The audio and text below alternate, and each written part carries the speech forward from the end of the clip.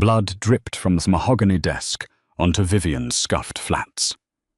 Victor wiped his blade, tossing a 5-carat diamond into the growing crimson pool. "Wear my ring, or you join him," he whispered. He thought her weight made her weak, pliable. He didn't know she was already plotting his funeral. Vivian Hayes was not the kind of woman who turned heads in Manhattan. At 29, she was a size 20 forensic accountant who hid her sharp curves beneath oversized, muted cashmere sweaters and practical wool trousers. In the glittering, cutthroat ecosystem of New York's elite financial district, she was entirely invisible. And for 3 years, invisibility had been her greatest weapon. Working late inside the glass-walled offices of KPMG on Park Avenue, Vivian had a singular obsession: the sprawling, labyrinthine accounts of oceanside logistics. On paper, it was a wildly successful shipping conglomerate. In reality, it was the primary money-laundering artery for the Falcone Syndicate. Vivian knew this because the Falcone Syndicate was the reason her older brother, Gavin, was currently tethered to a wheelchair in a modest Queens apartment, his spine shattered by a bat-wielding enforcer when he, a beat cop, had refused to look the other way during a dockside smuggling operation. The police department had buried the investigation. Vivian had decided to dig it up. For months, she had been meticulously tracking the phantom money. She bypassed encrypted firewalls, tracing funds from shell companies in Delaware to accounts at Deltec Bank in the Bahamas, and finally into the private equity portfolios managed by Victor Falcone. She had found a $40 million discrepancy, a massive bleed in the syndicate's finances. Someone on the inside was stealing from the boss. She had intended to take her findings to the FBI, to hand them the silver bullet that would collapse Victor Falcone's empire.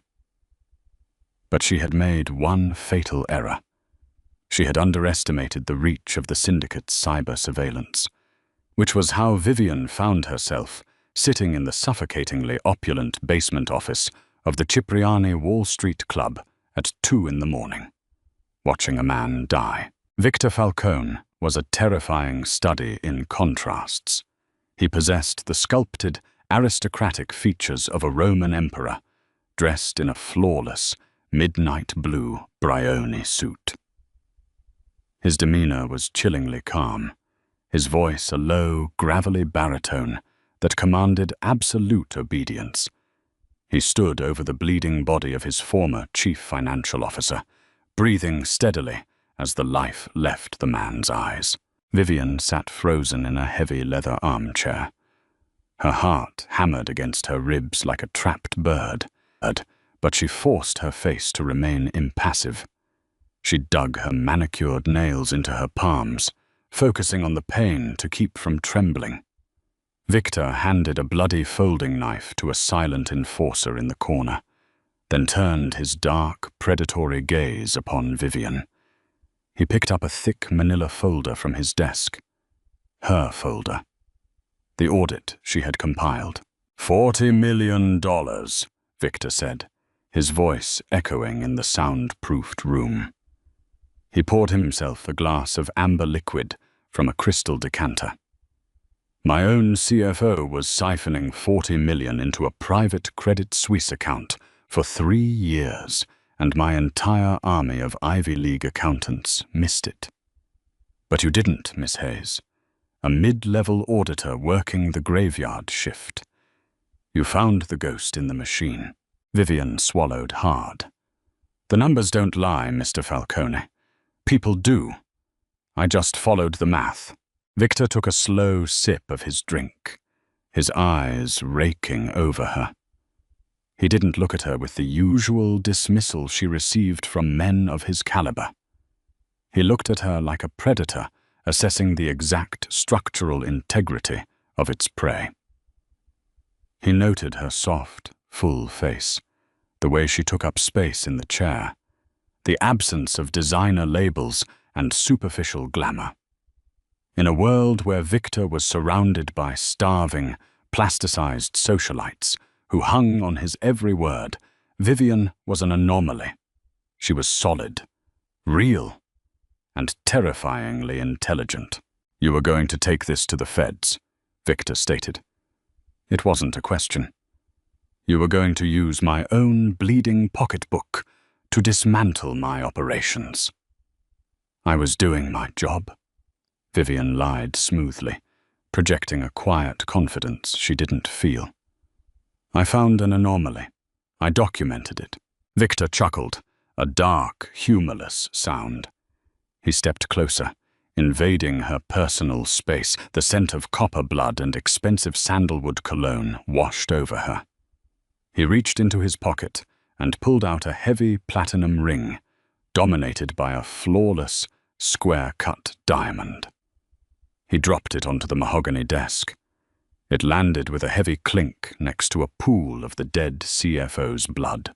"The FBI has been trying to subpoena my private ledgers for 18 months, Victor murmured, leaning over her, his hands resting on the arms of her chair, caging her in. "They are looking for a weakness, a crack in the foundation. I find myself in need of a new financial architect. Someone brilliant enough to catch a $40 million leak, and someone I can legally bind to silence."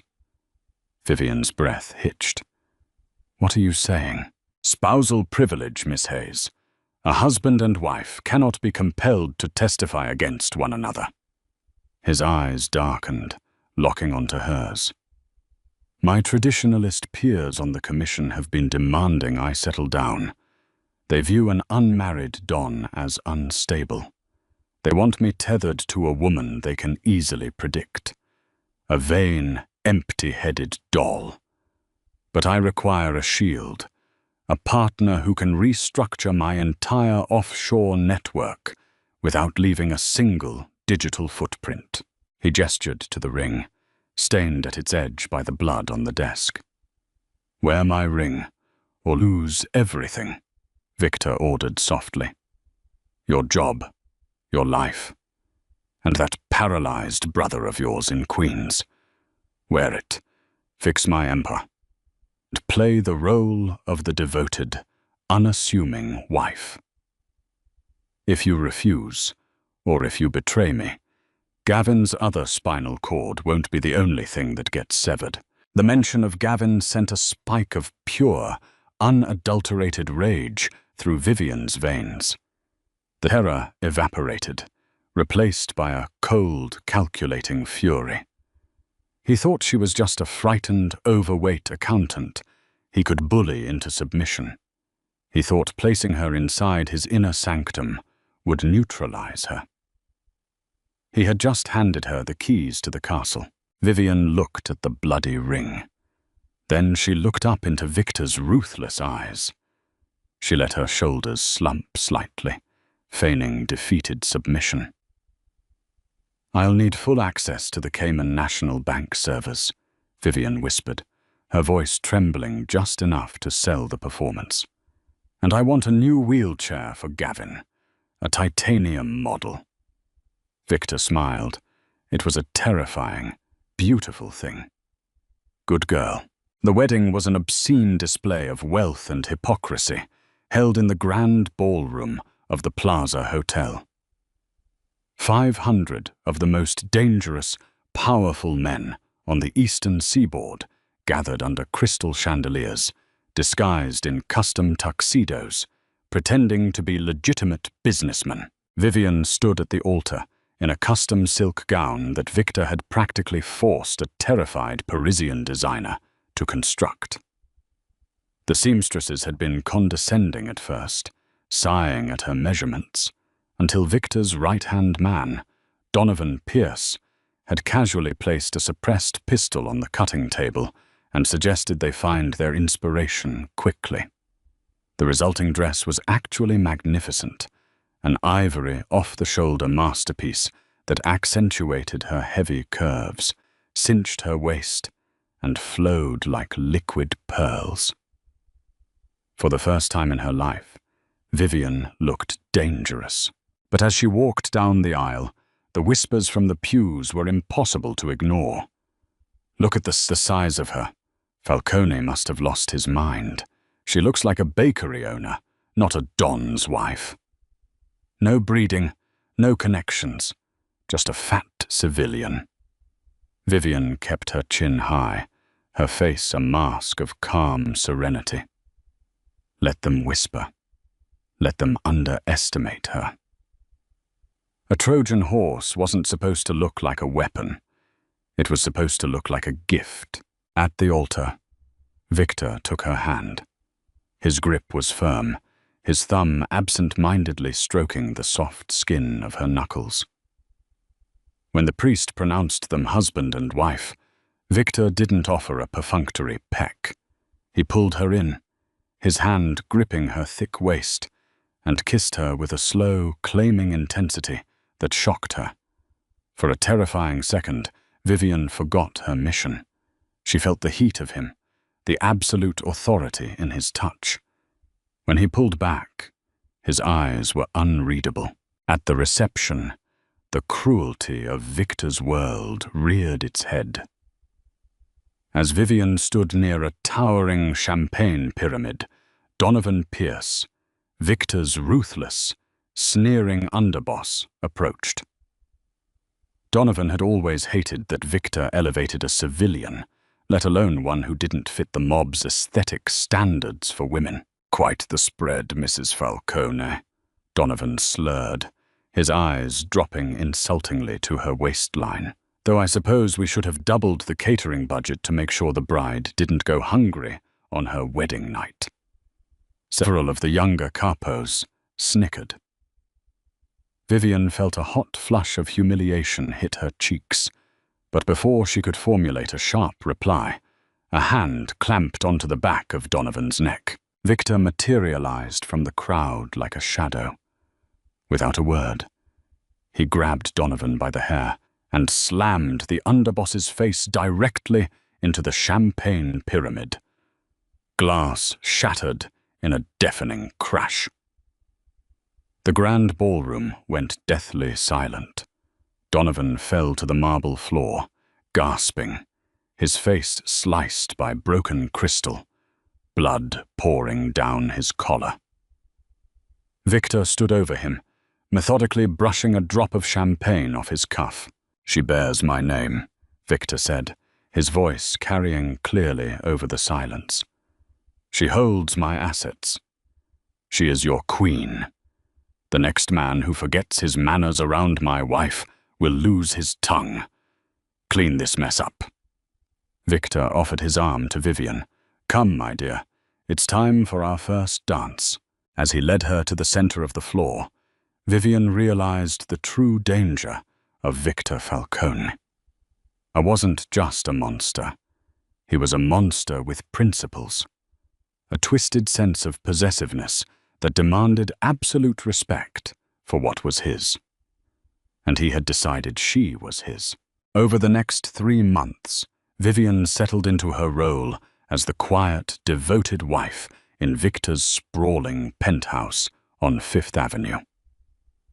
By day, she managed the household staff and attended luncheons with the other mafia wives, women who viewed her with a mix of pity and fear. By night, she sat in Victor's cavernous study, side by side with her husband, unspooling his financial empire. She was brilliant at it. She closed the loopholes the former CFO had exploited, maximizing Victor's profits and obscuring his money trails through decentralized cryptocurrency nodes and dummy corporations in the British Virgin Islands. Victor watched her work with a dark, brooding fascination. He began pouring her tea. He started asking her opinions on syndicate politics, valuing her logical, emotionless analysis of his rivals. A strange, suffocating intimacy was growing between them, born in the quiet hours past midnight, illuminated by the blue glow of computer monitors. But Vivian never forgot Gavin. Every time Victor turned his back, she worked on her masterpiece. She wasn't just cleaning Victor's books. She was cloning them. She set up a covert, encrypted server routed through a proxy in Geneva. Every time she authenticated a legitimate transfer for the syndicate, a shadow script she had coded duplicated the raw, unlaundered ledger data and funneled it to her private vault. She was building an airtight RICO case that would put Victor and the entire commission in federal prison for the rest of their natural lives. She set up a dead man's switch. If she didn't input a specific password every 48 hours, the entire cache would automatically email to the director of the FBI and the New York Times. She was almost ready to pull the trigger. She just needed access to Victor's personal vault at Rikers Island. A secure, off-the-books safety deposit system the syndicate kept under the noses of corrupted prison wardens, holding the physical blackmail material Victor used on politicians. One rainy Tuesday night, Vivian was typing furiously in the study. Victor was supposed to be in Atlantic City for a sit-down, but the heavy oak doors swung open and Victor walked in, his suit damp from the rain. He didn't go to his desk. He walked directly behind her chair. Vivian's blood turned to ice. Her shadow script was running in the background, if he looked too closely at the terminal. Instead, Victor rested his large hands on her shoulders. He began to knead the tight muscles at the base of her neck. Vivian stiffened, her hands freezing on the keyboard. "You work too hard, Vivian," Victor murmured, leaning down so his lips brushed her ear. The offshore accounts for the Black Rock acquisition needed finalizing, she replied, keeping her voice steady, though her heart was pounding. "I know what you're doing," Victor said.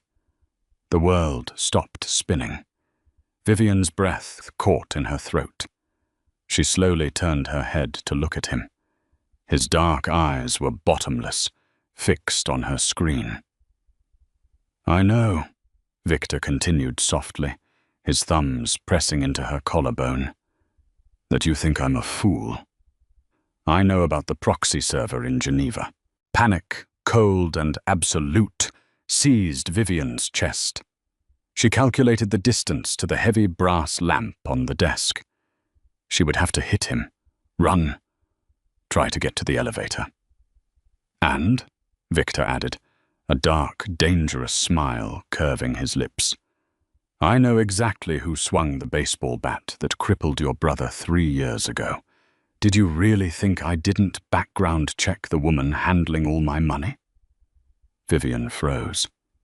"You knew," she breathed, the betrayal and horror warring in her chest. "I know everything, Vivian," Victor whispered, pulling her chair around so she was forced to face him.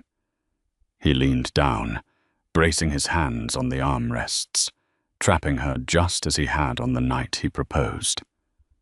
"The question isn't whether I know you're trying to destroy me.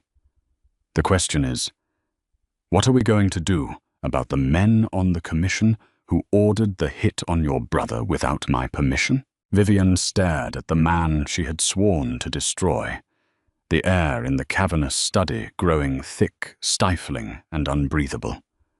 Victor's massive, calloused hands remained heavy and warm on her shoulders, serving as a strange, terrifying anchor in the sudden hurricane of her shattered reality.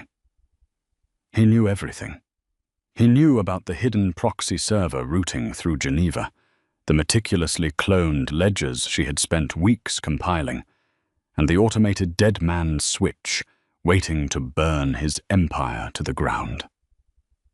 And yet she was still breathing. She was still sitting in his leather chair. "You didn't order the hit on Gavin?" Vivian asked, her voice a fragile, trembling whisper that betrayed her profound shock. She turned fully in her chair, searching his dark, predatory eyes for a flicker of deception, a lie hidden in the shadows. "I am a ruthless monster, Vivian," Victor replied smoothly, stepping back from her chair to pour 2 glasses of expensive aged bourbon from a crystal decanter. He handed her one, his fingers lightly brushing hers. "But I am a monster who operates on strict logic.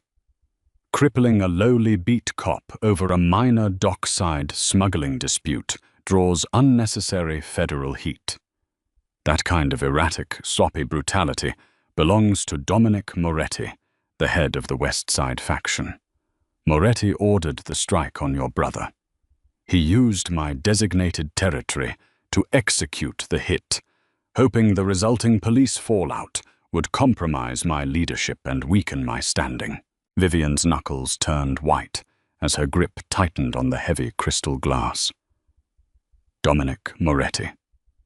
She had seen his name buried deep within the encrypted ledgers, funneling massive amounts of hush money to corrupt precinct captains and city judges. The pure, unadulterated hatred she had reserved entirely for Victor Falcone suddenly fractured, bleeding out like a dark stain toward a new, hidden enemy. "Why tell me this crucial detail now?"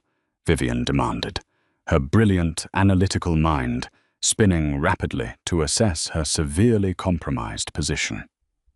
"If you know I'm actively building an airtight federal case to completely annihilate your entire criminal organization, why am I not already buried under the concrete foundation of a new Atlantic City casino?" Victor took a slow, deliberate sip of his amber bourbon. He leaned back against the heavy mahogany desk, crossing his ankles in a display of supreme confidence. The dangerous, aristocratic grace of his movements was utterly mesmerizing. "Because, my brilliant, deceptive wife, you have managed to build the perfect, unstoppable weapon, a flawlessly constructed digital guillotine. But you are currently aiming the blade at the wrong neck." He set his glass down on the polished wood and closed the distance between them once again, his towering presence overwhelming the small, intimate space between the desk and her chair.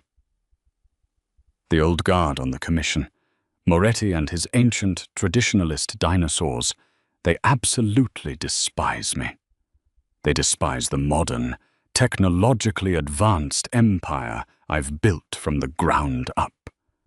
And more than anything else, Vivian, they despise you.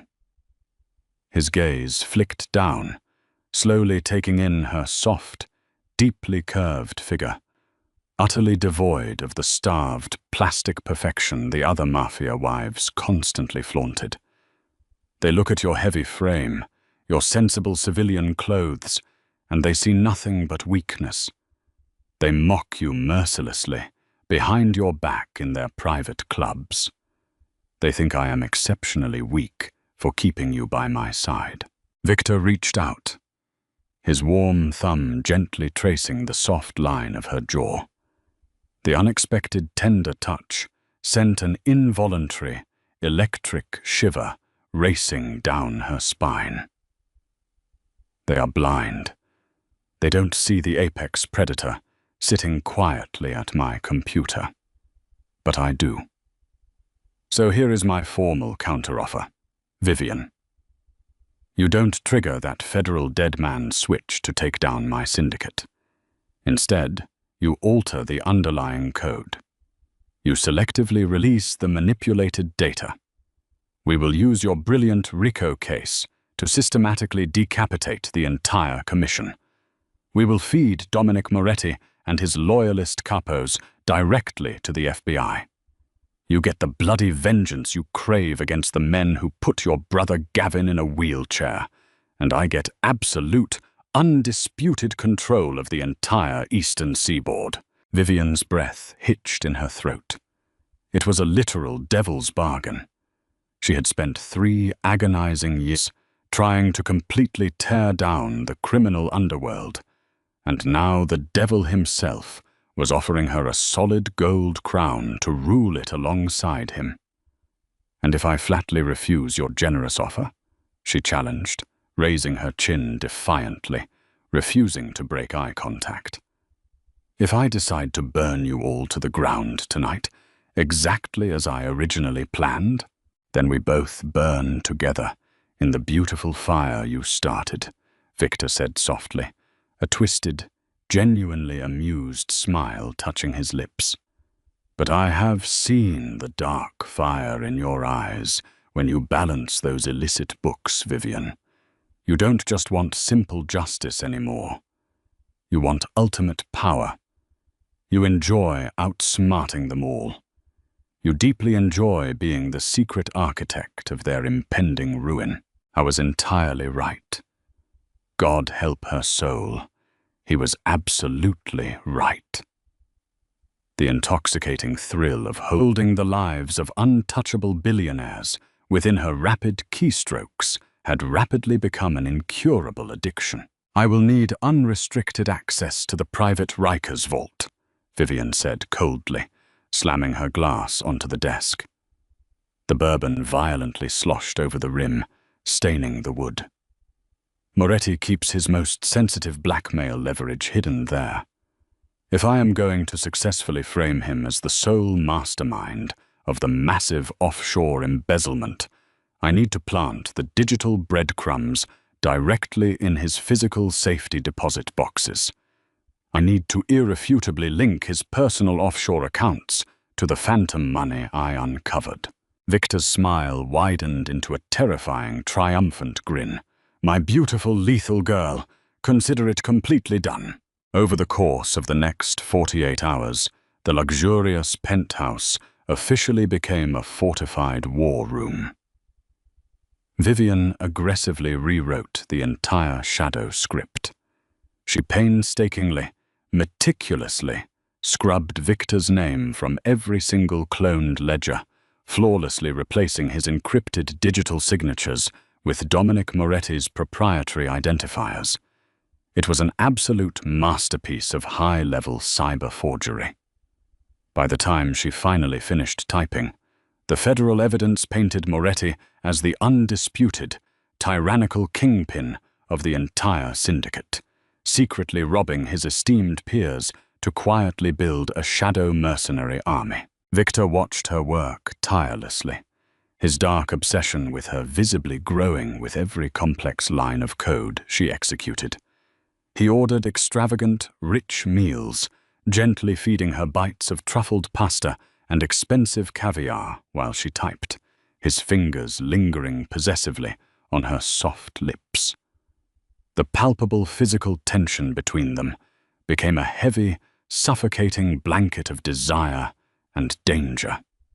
He didn't just want her quiet obedience, he wanted her dark, brilliant soul bound entirely to his. On Thursday evening, Victor provided the heavily guarded access codes to the Rikers vault. Vivian didn't even need to leave the safety of the penthouse. She expertly routed a custom Trojan virus through the prison's outdated security matrix, digitally dropping the fabricated ledgers directly into Moretti's highly secure server partition.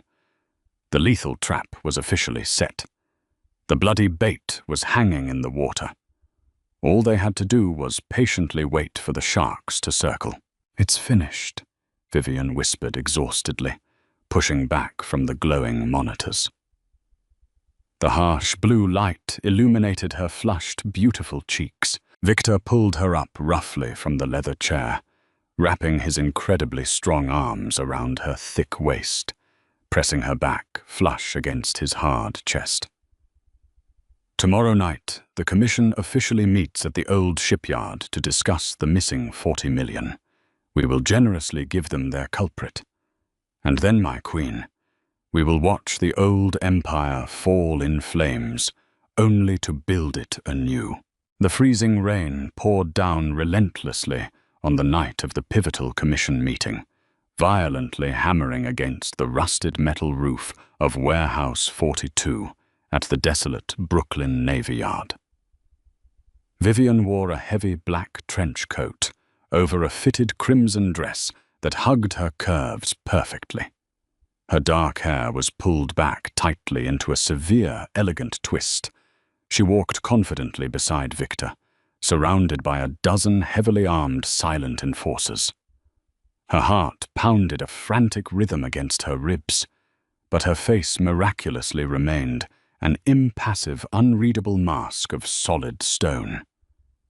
Inside the damp building, the massive warehouse was a terrifying cavern of deep shadows and thick, choking cigar smoke. Dominic Moretti sat arrogantly at the head of a long, rusted metal table, flanked by 5 other aging, ruthless mafia bosses. Moretti was a massive brute of a man, his fleshy face heavily scarred and his dark eyes utterly devoid of human mercy.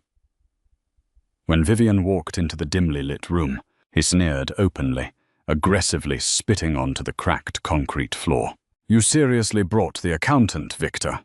Moretti barked loudly, his grating voice carrying over the deafening sound of the pounding rain. "This is a serious meeting for made men. Tell the civilian to go wait outside in the car where she belongs." Victor did not even blink at the gross insult.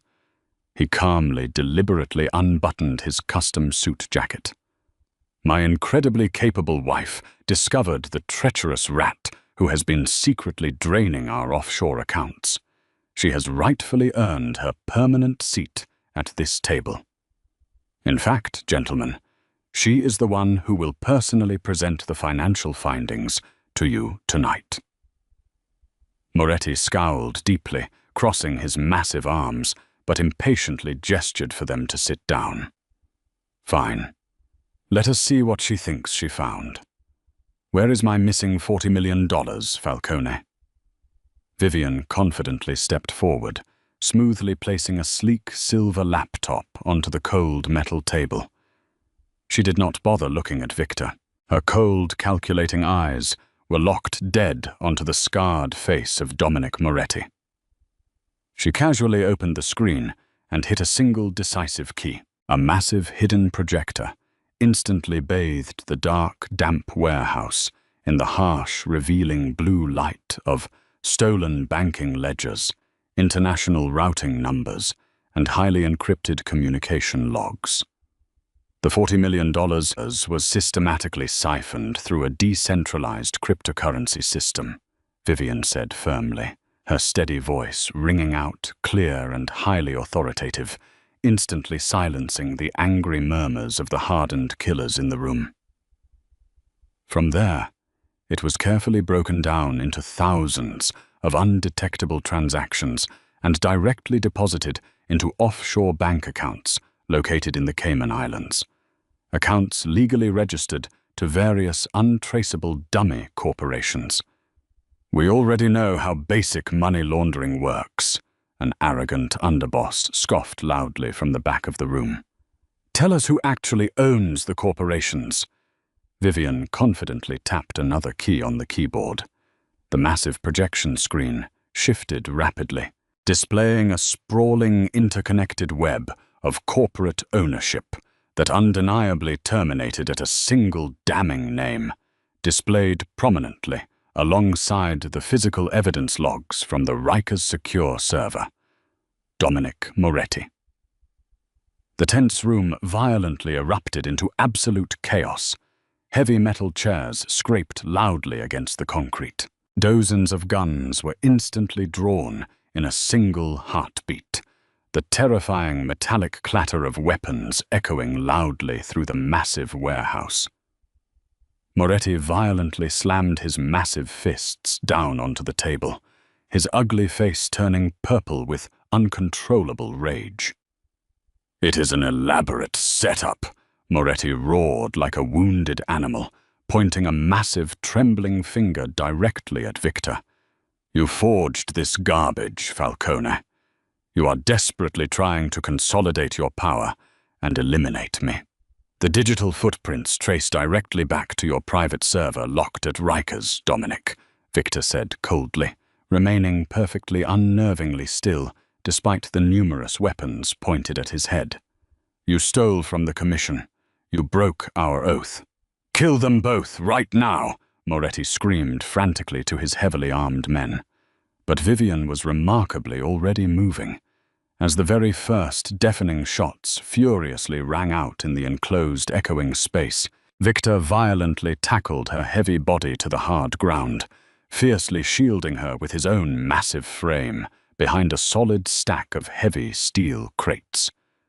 Lethal bullets aggressively sparked and ricocheted off the thick metal directly above their heads, raining down deadly sparks. "Do it now, Vivian!" Victor yelled desperately over the deafening roar of the intense gunfire. Lying flat on the cold, oily concrete floor, Vivian quickly pulled a specialized phone from her deep trench coat pocket. She rapidly typed in the complex master override code she had memorized months ago. She firmly pressed the enter button. Exactly 1 mile away, deep inside the secure federal field office, 72 separate printers simultaneously hummed to urgent life. They rapidly vomited the exact pinpoint geographical coordinates of the Brooklyn warehouse, entirely along with the perfectly fabricated, utterly irrefutable evidence against Dominic Moretti and the remaining corrupt bosses. Within exactly 3 agonizing minutes, the terrifying wail of countless police sirens pierced the ambient sound of the rain. A massive, heavily armed armada of armored vehicles rapidly descended upon the active shipyard. In the blinding chaos, Victor fiercely grabbed Vivian by her hand. They escaped into the dark Manhattan night, entirely victorious. She alone controlled his entire dangerous underworld empire forever. She was the supreme boss now. Checkmate. Did Vivian's brilliant master plan leave you utterly speechless? This thrilling mafia romance proves that true power doesn't require a size 0. Just a razor-sharp mind and the courage to play a deadly game. If you loved this explosive story of vengeance, betrayal, and dark romance, hit that like button right now. Share this video with your fellow drama lovers, and don't forget to subscribe to our channel for more intense, jaw-dropping stories. What would you do in Vivian's shoes right now?